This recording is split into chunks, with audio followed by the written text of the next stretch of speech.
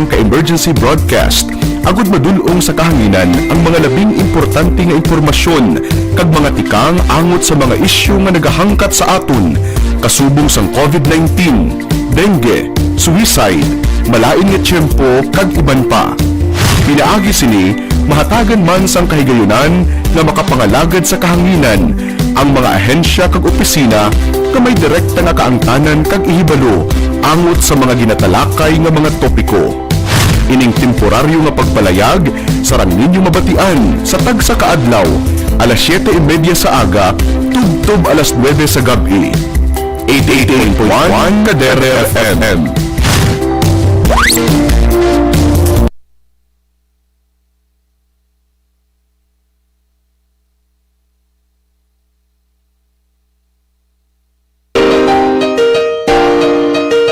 Ano bala ang coronavirus? Ang coronavirus isa ka dako nga pamilya sang virus nga nagatugas ang balatian.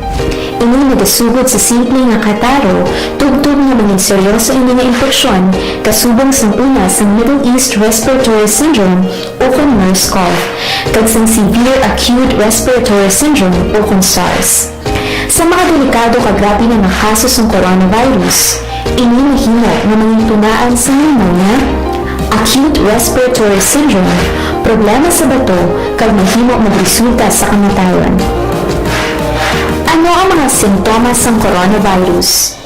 Ang mga sintomas amo ang sipon, ubo, lagnat, pagmala kag paghubag sa tutunan, kag nabudlayan na ginawa. Paano bala ang paglaktas ng virus? Ang virus nagsugod sa December 31, 2019 sa Wuhan, China. Ini naghimo magtapon halin sa isa ka tawo pakadto sa iban pinaagi sa pag-asik sang laway kag sip-on kung mag-ubo, maghatching kag sa pagpuyat sang kamot sang iban nga tawo. Ano ang dapat himuon agud malikawan ang coronavirus? Likawan na magpalapit sa mga tawo nga may balatian kag nagapakita sang kasubang nga sintomas sang sakit.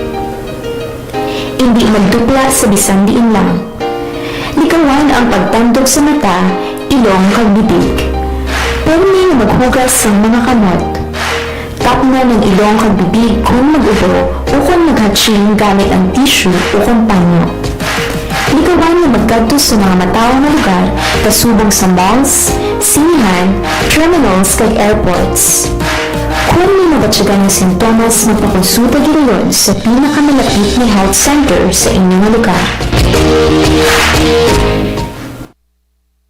Sa mga malinong at kagabihon, sa mga may malamig na relasyon, at sa mga luyag na maghihom samtang nagkakanyapon, tutok na sa Istoryahan Ta, programa na maghahatag sa tungo sa imo kagabi. Apan tulipay sa imo katagipusoon. Langga ang magluha sa patawa kag kasadya sa kada tutuko. Nalaguan pa ng mga papremyo ang nagahulat sa imo. Istoryahan Ta, kaupod ang DJ na manalo pa sa tinapay kag kape, DJ Yummy. Kag DJ nga maanyag kasubong sa inyo nga mga gabi, DJ Pretty. Kada Martes kag Huwebes ang gabi, alas 7 tugtog alas 9, live sa Casac Facebook page kag 88.1 Kadere FM. Ta, dali na, istoryahan ta. Sa panahon sining pandemya, manginmahalong kita, hindi lamang sa halit may epekto sang COVID-19 sa atong ikaayong lawas, kundi pati sa atong mga ginapamatian nga balita. Pumalo na sa higit 1 milyon ang mga kaso ng COVID-19 sa ating bansa. Mas malala pa ang nararanasang pagdami ng COVID-19 cases ngayon sa Metro Manila. Muling nakapagtala ng record ng India sa dami ng bagong kaso sa isang araw.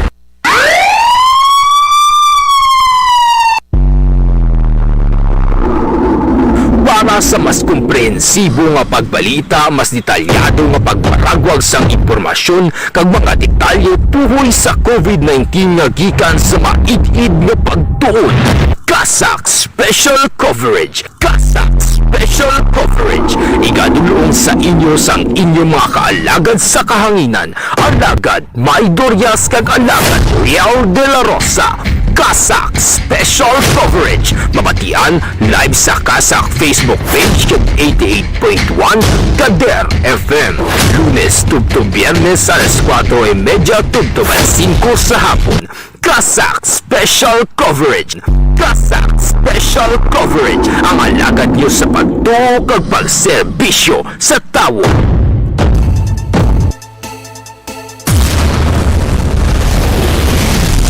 You are listening to 88.1 Kader FM. 88.1 Kader FM, an emergency humanitarian radio for the family and community. 88.1 Kader FM.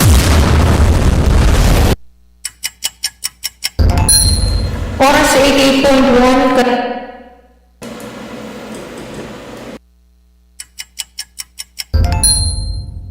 Oras sa 88.1 Kader FM, Philippine Standard Time, alas 4:37 sa hapon. Casac Special Coverage. Casac Special Coverage. Mga palantayan nga balita kag impormasyon tuwing sa isyu nga nagasugata sa aton. Mga dapat ninyong may baluan sa nagakainapos sa aton palibot.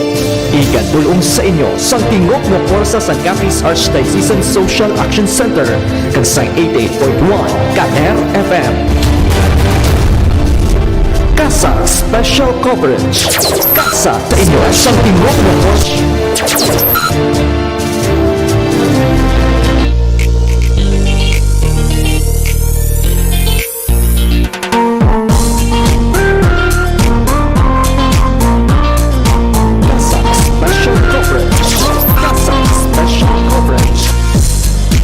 Mayang hapon, siyudad sang Rojas, probinsya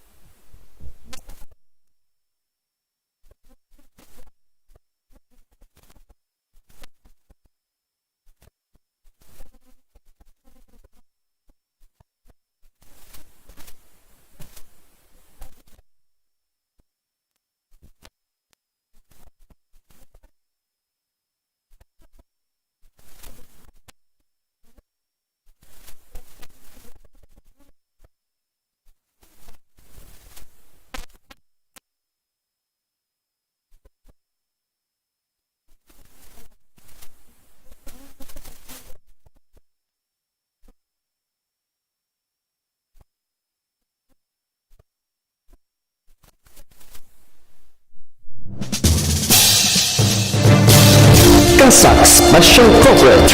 Casac Special Coverage. Mga palantayan nga balita kag impormasyon tuwing sa isyu nga nagasugata sa aton. Mga dapat ninyong may baluan sa nagakainapos sa aton palibot. Igadulong sa inyo sa tingok nga porsa sa Capiz Archdiocesan Social Action Center kag sa 88.1 Kader FM. Casac Special Coverage. Casac Special Coverage.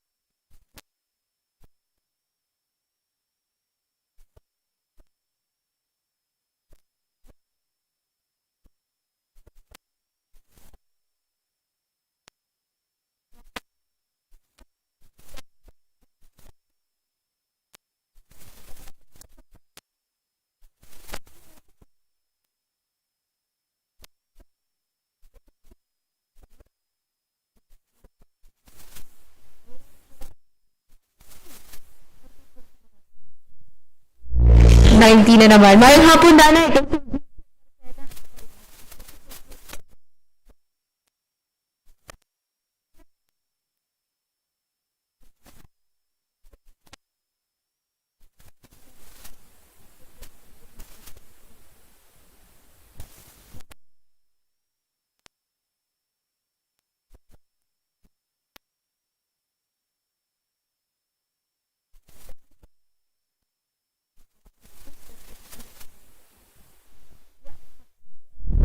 Thank you so much. Mayang hapon sa inyo.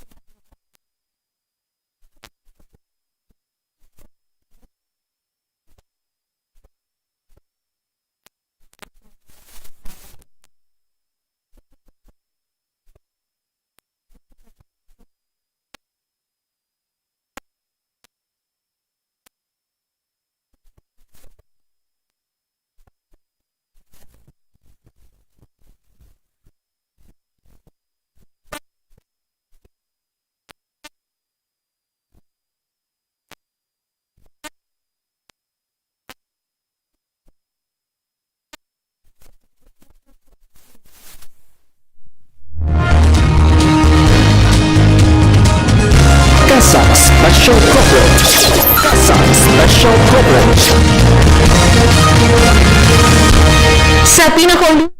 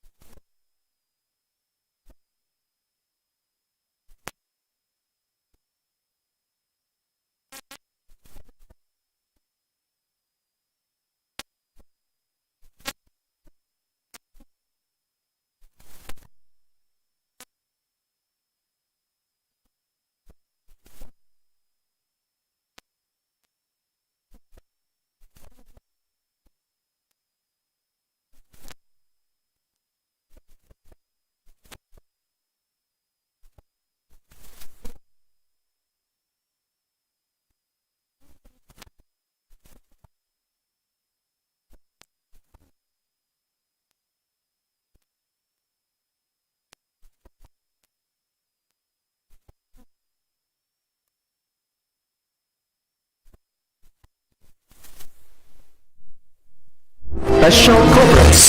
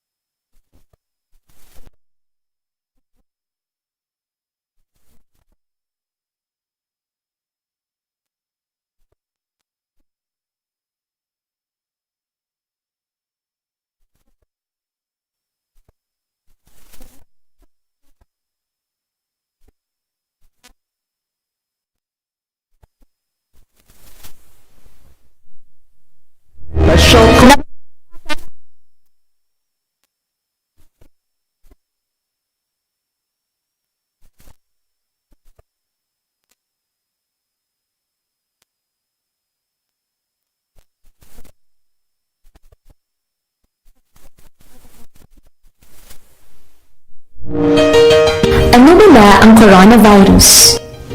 Ang coronavirus isa kadakong nga pamilya sang virus nga nagatugas ang balatian.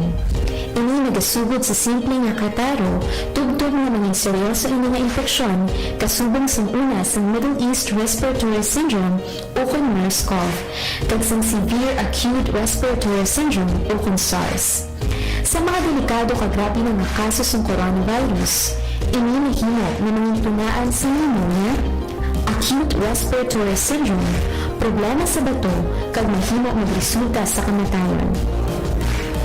Ano ang mga sintomas ng coronavirus? Ang mga sintomas amo ang sipon, ubo, lagnat, pagmala kag paghubag sang tutunan, kag nabudlayan nga ginawa. Paano bala ang paglaptas ng virus? Ang ining virus nagsugod sa December 31, 2019 sa Wuhan, China. Ini naghimo magtapon halin sa isa ka tawo pakadto sa iban pinaagi sa pag-asik sang laway, kag sipon kung mag-ubo, maghatching kag sa pagpuyat sang kamot sang iban nga tawo. Ano ang dapat himuon agud malikawan ang coronavirus? Likawan nga magpalapit sa mga tawo nga may balatian kag nagapakita sang kasubong nga sintomas sang sakit. Hindi magdupla sa bisan diin lang. Likawan ang pagtandog sa mata, ilong kag bibig. Permi nga maghugas sang mga kamot. Tapna ng ilong kag bibig kung mag-ubo o kung maghatching gamit ang tissue o kung panyo. Likawan nga maggadto sa mga mataw nga lugar kasubong sa malls, sinihan, terminals kag airports. Kung may nabatsagan na sintomas, magpakonsulta girayon sa pinakamalapit na health center sa inyong lugar. Sa mga luyag kang nagapangita sa mga preska kag pesticide-free nga mga ulutanon, magbisita lang diri sa Casac Store kag Resource Center. Casac Store kag Resource Center. Bukas kami kada Miyerkules nga adlaw kag nagabaligya sa mga masunod. Netos, ogbos kakakote, alugbati, kangkong, kulitis, talong, ampalaya, kalabasa, sabang nga saging, okra, upo, patola, siling nga haba, kag iban pa nga mga ulutanon. Nagapaligya man sa native nga kape kag itlog. Sa mga luyag mangbakal, ang mga available nga ulutanon gina-post sa Casac Facebook page kag pwede ninyo mabisita diri sa Archbishop's Residence Compound, Lawan, Ross City. Kag pangitaon lang si Miss Princess Dayan Calansa. Sa mga luyag magpa-reserve, mag-text na magtawag lang sa 0907-621-6650 or 090903-00213. Magkari kag magbakal na. Nakapanyenda ka na sang preska kag pesticide-free nga mga ulutanon, makabulig ka pa sa mga tawo nga may dako nga pagkinahanglanon. Casac Store. Spot what you like, get what you need, and pay with your heart. Casac Store kag Resource Center.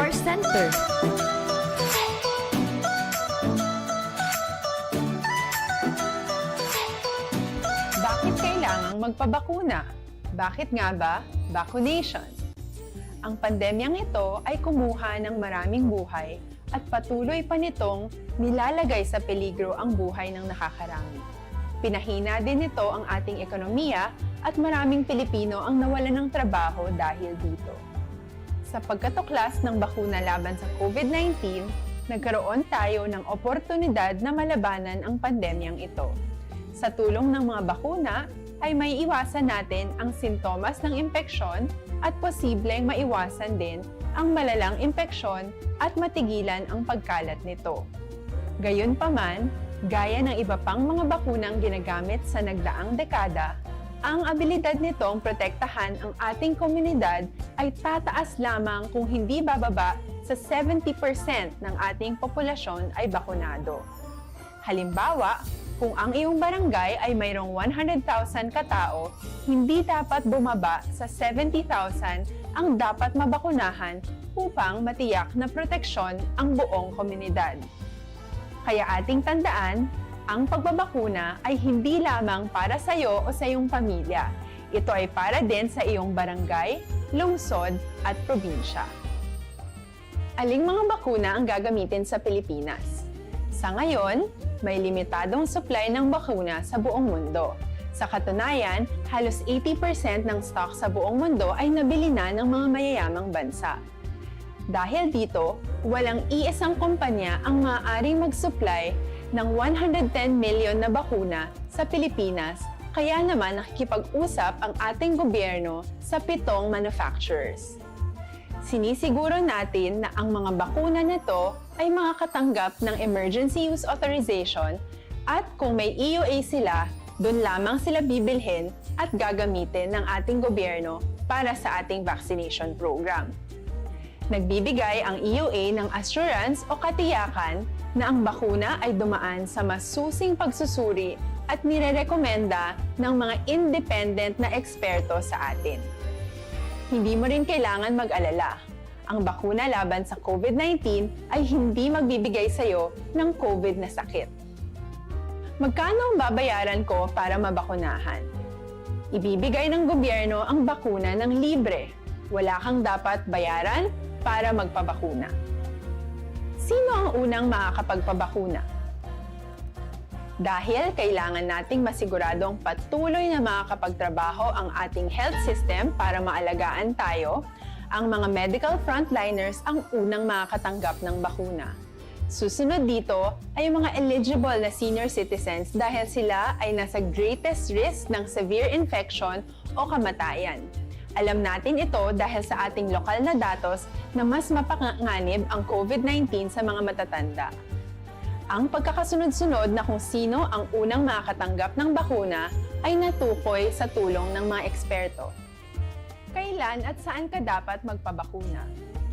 Ang inyong national government ay nakikipag-ugnayan sa mga lokal na pamahalaan upang maihatid ang bakuna sa inyo.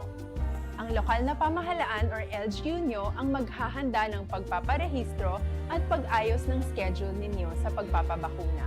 Mangyaring abangan ang anunsyo at instructions na magmumula sa inyong mga mayor or governors ukol dito. Ano ang kailangan mo bago magpabakuna? Habang hinihintay natin ang pagdating ng mga bakuna, kumuha lamang ng impormasyon sa mga mapagkakatiwalaang sources. Magtanong lamang sa mga licensed medical professionals ukol sa wastong pagbabakuna para sa COVID-19. Matuto rin tayong mag-verify ng ating mga nababasa o naririnig. Tanging tamang impormasyon lamang ang makakapaggabay sa atin sa ating desisyon na magpabakuna. Ang inyong health history ay mahalaga din sa pagtukoy kung dapat ka bang bakunahan o hindi, kung anong bakuna o angkop sa iyo. Kaya naman, importanteng seryosohin natin ang health screening na ito. Magpakita sa araw ng inyong screening at ideklara ang inyong complete health history, gaya ng allergies o mga risk factors o mga sakit noon. Masusuri ka lamang ng tama ng isang health professional kung ibibigay mo ang mga hinihiling na impormasyon. Kung hindi ka naman sumailalim sa screening, hindi ka maaaring i-book o i-schedule para sa pagpapabakuna. Ano ang kailangang gawin sa araw ng pagbabakuna? Pumunta kayo sa vaccination site kung saan ka nakalista. Huwag kalimutan magsuot ng face mask at face shield. Bago ka turukan ng bakuna, kailangan mong pumirma ng isang informed consent. Sa pagpirma ng dokumentong ito, ay pinapatunayan mo na voluntaryo kang magpapabakuna at alam mo ang mga benepisyo at posibleng side effects nito. Huwag din kalimutan ang mga minimum public health standards habang nasa vaccination site. Katulad lamang nagpag-maintain ng 1 metrong layo sa iba at pagsasanitize ng inyong kamay habang naghihintay. Pagkatapos mong mabakunahan, ay makakatanggap ka ng isang vaccination card at malilista dito kung kailan ka nabakunahan at kung kailan ang iyong susunod na appointment. Mananatili ka muna sa vaccination site ng 1 oras upang obserbahan ka sa mga di pangkaraniwang na sintomas o adverse events. At dahil importante sa amin ang inyong kaligtasan, ay patuloy kang babantayan sa susunod na 1 taon or 12 months. Ano ang dapat gawin pagkatapos magpabakuna? Maaari kang makaranas ng side effects tulad ng sa trangkaso, pero mawawala naman ito dapat pagkatapos ng ilang araw. Huwag mag-alala, senyales to na bumubuo ng proteksyon laban sa sakit ang katawan mo. Karamihan nakakaranas ng lagnat o sakit at normal ito. Kontakin ang iyong healthcare provider kung ang pamumula o pagiging sensitibo ng lugar kung saan ka tinurukan ay lumala pagkatapos ng 24 na oras. At kung nag-aalala ka pa sa iyong mga sintomas o kung hindi sila nawawala pagkatapos ng ilang araw. Importanteng may ulat mo ang mga ito sa health authorities para maaral ng mga eksperto kung konektado nga ba ang mga sintomas mo sa bakuna o hindi. Ayaw naming mag-alala ang publiko ng hindi kinakailangan. Sa mga bakuna na meron tayo ngayon ay kinakailangan ang 2 turok ng bakuna upang mabigyan ka ng inaasam na proteksyon. Kailangang magpaturok ka pa rin ng pangalawang bakuna kahit nagkaroon ka ng side effects. Maliban na lamang kung pinayuhan ka ng iyong healthcare provider na ipagpaliban ito. Paano ko patuloy na maproprotektahan ang sarili ko at ang aking pamilya? Gaya ng ibang pagbabakuna, nangailangan pa rin ng oras para sa iyong katawan na bumuo ng proteksyon sa COVID-19.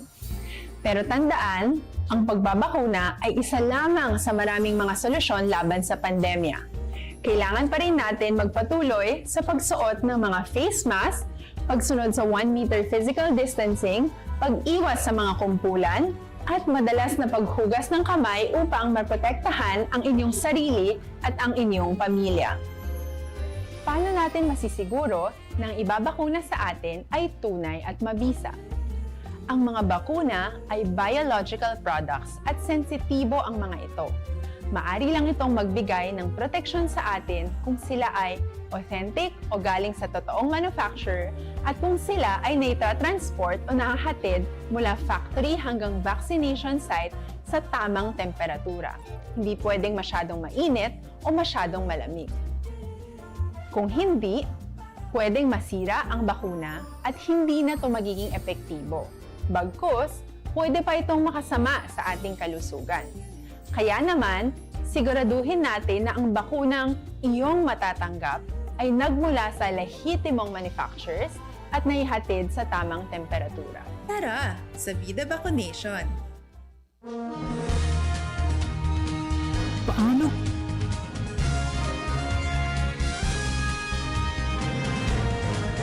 Casac Special Coverage. Casac Special Coverage. Nagbabalik ang Casac Special Coverage. Casac Special Coverage. Casac Special Coverage. Nagbabalik ang Casac Special Coverage, kagyari ng ating mga headlines. Casac Special Coverage. Casac Special Coverage. Para sa balita.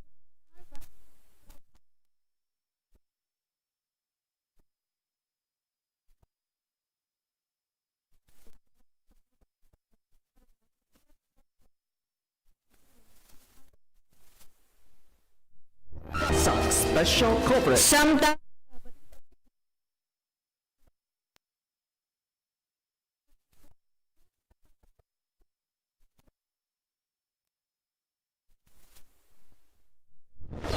Casac Special Coverage. 7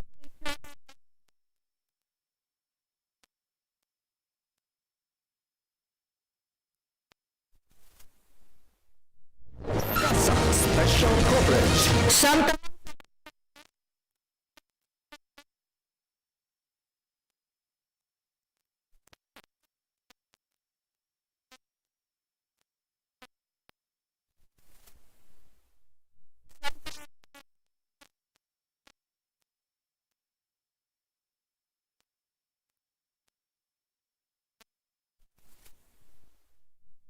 Special Coverage.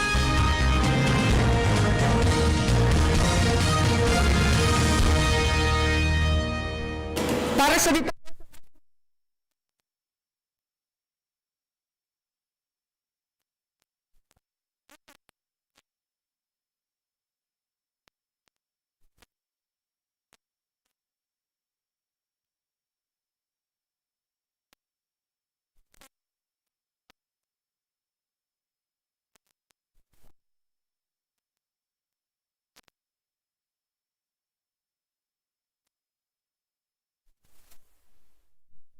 Casac Special Coverage. Plano na nga umpisahan sa gobyerno nasyonal ang pagpambakuna sa mga A4 kag A5 priority groups o kung mga frontline essential workers sa indigent bago matapos ang bulan sa Mayo.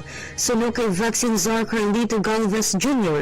nag-inventory na sa mga nabilin kag mag-aabot pa nga supply sa bakuna ang gobyerno bawod plano sining i-anusyong schedule sa vaccination rollout sa mga nasambit na sektor sa masunod na semana. Dugang Panay pagagamitan ang mga bakuna nga gindonate sa COVAX facility para sa mga A1, A2, A3 kag A5 groups samtang para naman sa mga nabiling nga sektor ang mismo ginbakal ng COVID-19 vaccine sa nasyonal ng gobyerno. Sunod naman kay testing Zorvi Venture Dizon, ang mga economic frontliners o kung ang mga nalakip sa priority group nga A4 ang posible nga mabakunahan pinaagi sa ilang mga kagalingon nga kumpanya bangod sunod diri sa sini nga grupo kinahanglan gid ang bulig sa mga pribado nga sektor. Posible man ang mga ini nga magparehistro pinaagi sila mga local government units kaupod man ang mga yara sa government agencies. Target sang Pilipinas nga bakunahan ng 12.8 ka milyon ng mga essential workers samtang 16 ka milyon naman sa indigent population sa bilog nga pungsod. Samtang, padayon pa sa karon ang pagpangbakuna sa mga nabilin ng frontline health workers o kung A1, indigent senior citizens o kung A2, kag nabilin ng mga senior citizens kag persons with comorbidities nga amo naman ang kalakip sa A3 category. kaupod mo sa pagtuo kag pagserbisyo. Ini si Elmer Bartolay, 88.1 Kader FM. Special coverage. Casac Special coverage. Samtang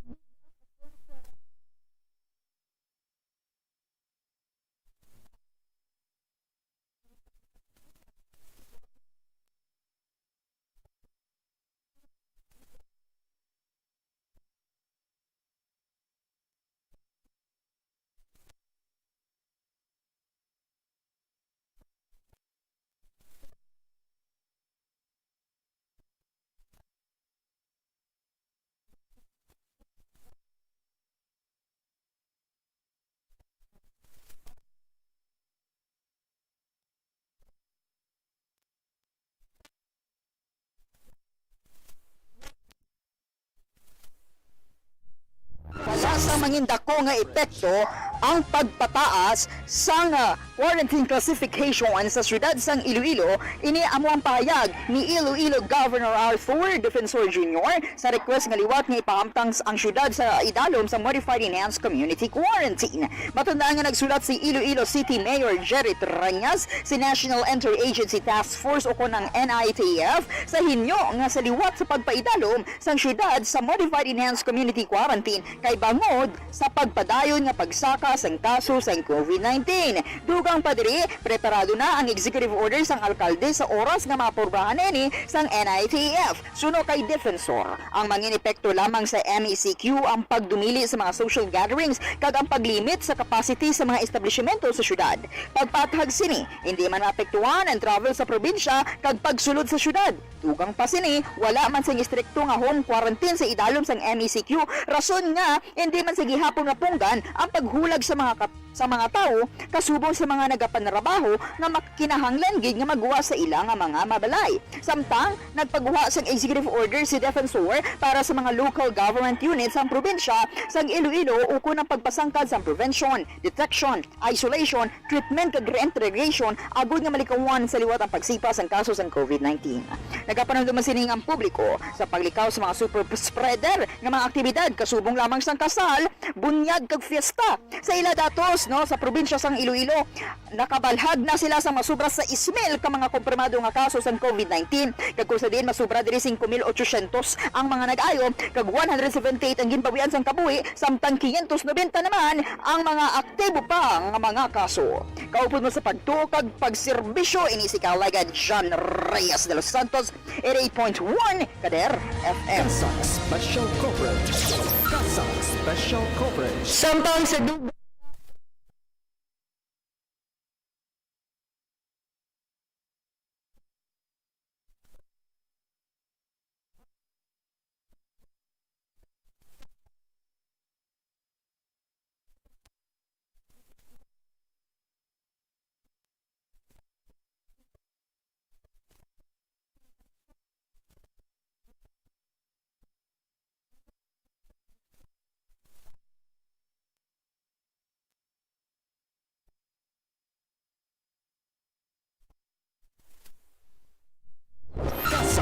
Special coverage. Manubo ang tsansa nga maaprubahan sa National Interagency Task Force ang hinyo nga 7 ka adlaw nga travel ban sa mga local government units sa isla sang Panay kag Negros bangod sa dako nga epekto sini sa ekonomiya suno sa pahayag sang isa ka business leader. Suno kay Frank Carbon, Chief Executive Officer sa Metro Bacolod Chamber of Commerce and Industry or MBCCI, hindi na masarangan sang gobyerno nga sawon ang tanan nga mga Pilipino nga naapektuhan sa COVID-19 nga pandemya. Sa projection sang MBCCI, magalabot sa kapin 50 million ka pesos ang madula sa ekonomiya oras nga tugutan sang NIATF ang nasambit nga rekomendasyon. Pagpaathag ni Carbon na sorpresa ang business sector sa nasambit nga travel ban. Suno diri nga wala ni isa sa ila sa sektor sang komersyo ang ginkonsulta bago ang desisyon. Matandaan nga naghinyo sang temporaryo nga pagpasarado sa mga borders ng isla sang Panay kag Negros para sa mga non-essential travelers kag authorized person outside of residence o APORS ang mga local chief executives in Western Visayas agud nga makontrola ang transmission sang virus. Sa karon, aprobado ang nasambit nga hinyo sa regional level apang nagapabilin nga normal ang operasyon sa mga biyahe sa mga sakayang pandagat sa mga syudad sang Bacolod kag Iloilo City pagsubong man sa Banwa sang Dumangas. Liwat naman ini nga gin-endorso sang NIATF kag sa karon nagahulat na lamang sang aprobasyon nga mapatuman sa bugos nga Western Visayas. Kaupod mo sa pagtuo kag pagserbisyo, ini si Maria Rica May Pablo, 88.1 Kader FM. Casac Special Coverage. Casac Special Coverage. Samtang sa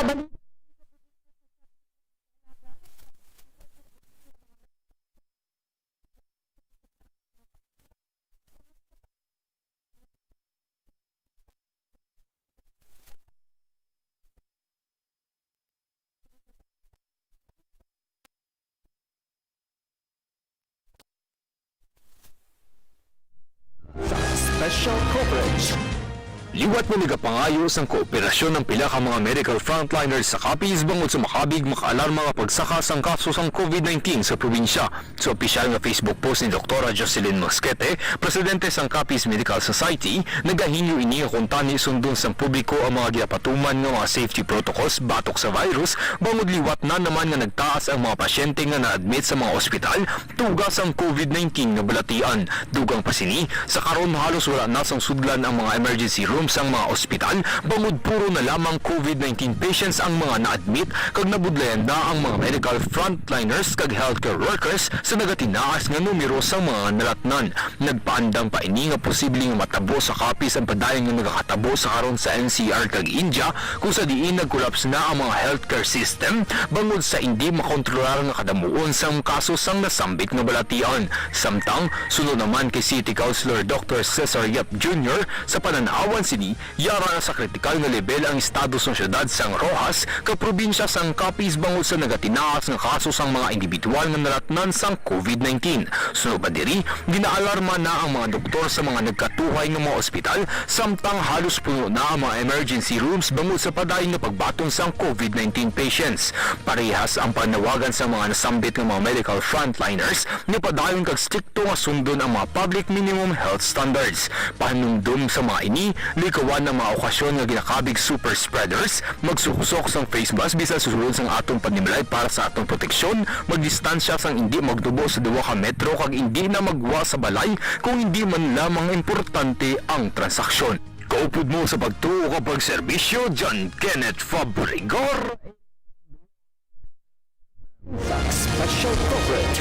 Casac Special Coverage. samtang sa dugang nga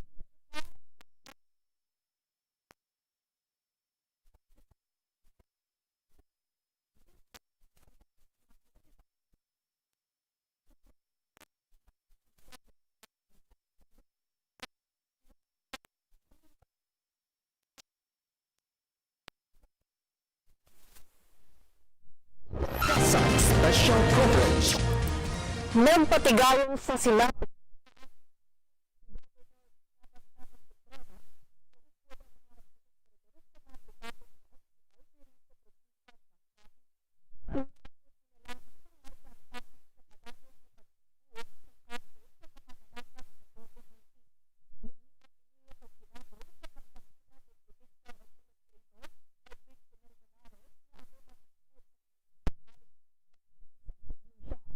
topiko sa nasambit nga paghinunanon ang gulpyada liwat nga pagtaas ng kaso diri sa probinsya subong man ang pagkapuno na sa mga hospital.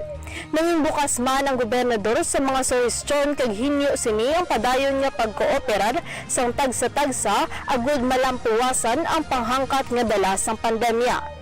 Kabahin man sa pagsinapol ng Dr. Emily Munisimpo, Regional Director sa Department of Health 6, Dr. Alex Nolasco sa Provincial Health Office, Dr. Ed Marie Tormon sa RMPH, Mrs. Jane Pilaes sa PDRRMO kag iban pa nga sektor. Kaupod mo sa pagtuo kag pagserbisyo, Liza Generale, 88.1 Kader FM. Special Coverage. Casac Special Coverage. Nabatian mga kaalagad ang mga balita nga natipon sa 88.1 Kader FM News Center na gindulog sa inyo sa mga 88.1 Kader FM correspondent. Casac Special Coverage. Casac Special Coverage. Casac Special Coverage. Casac Special Coverage. Oras Oras na ito mga kaalagad, alas 5:16 na sa hapon. Pagkutob na lamang din ang aton nga programa. Madamong salamat sa padayon nga nagatutok sa aton diri sa 88.1 Kadar FM. Sa pangalan sang kabubusan nga puwersa sa 88.1 Kadar FM, sa aton nga overall chairman, His Eminence Cardinal Advincula, sa aton nga Managing and Social Action Director, Reverend Father Mark Nanflor, aton Program Manager, Father Francisco Casac Jr. Sa pangalan sang aton Station Manager, Reverend Father John Dave Ibala, mga Technical Directors, Engineer R.J. Borja, alagad Ningning Huego, kag aton Partner Technical, at mga salamat alagad Maria Jean Lorin Balgos. Ako naman ang inyo nangin alagad, nangin kaupod ninyo sa pagtuo kag pagserbisyo. Ini si alagad May Durias para sa 88.1 Kadar FM, Casac Special Coverage. Thank you so much and God bless Pilipinas. Sa panahon sining pandemya, mangin mahalong kita, hindi lamang sa halit may epekto sang COVID-19 sa aton ikaayong lawas, kundi pati sa aton mga ginapamatian nga balita. Pumalo na sa higit 1 milyon ang mga kaso ng COVID-19 sa ating bansa. Mas malala pa ang nararanasang pagdami ng COVID-19 cases ngayon sa Metro Manila. Muling nakapagtala ng record ng India sa dami ng bagong kaso sa isang araw.